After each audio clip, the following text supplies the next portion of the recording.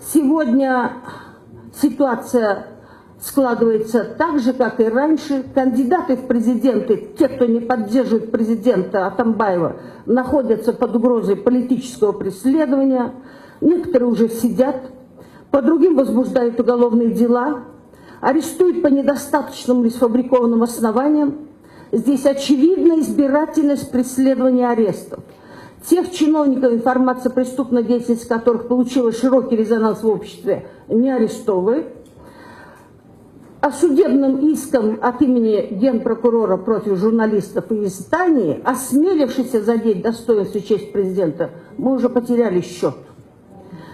Проблема политиков в Кыргызстане в том, что все живут лишь одним президентским или парламентским сроком, не пытаясь обеспечить себе долговременное присутствие в легальном политическом поле управления.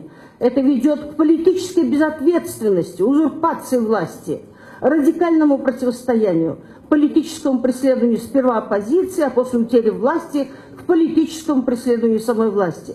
Все время получается замкнутый цикл, который не развивается по спирали.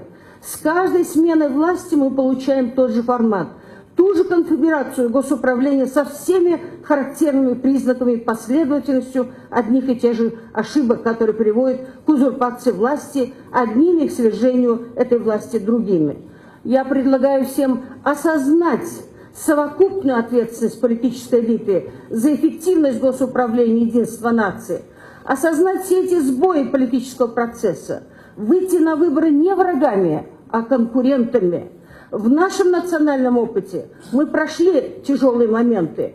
На выборы 2010 года вышли все, и белые, и красные люди, стоявшие по две стороны огня.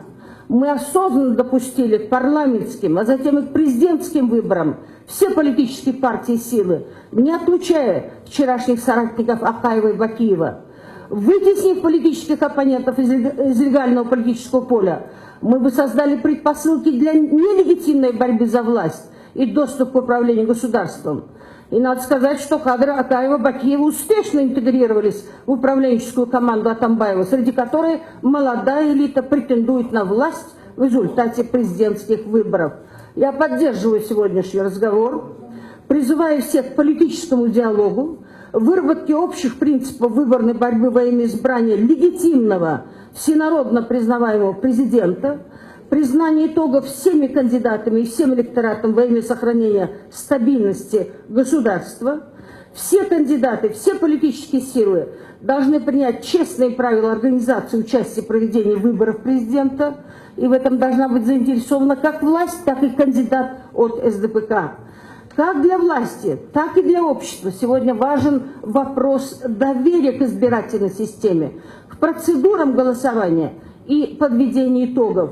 Надо этим заняться вплотную и ЦИКу, и всем соответствующим органам. Днем и ночью, без устали, объяснять людям все до мелочей, показывать всю технологию. Если будет доверие, будет и легитимность выборов.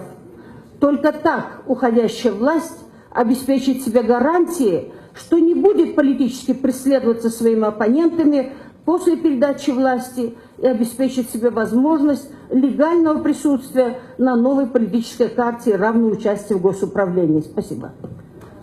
Спасибо большое.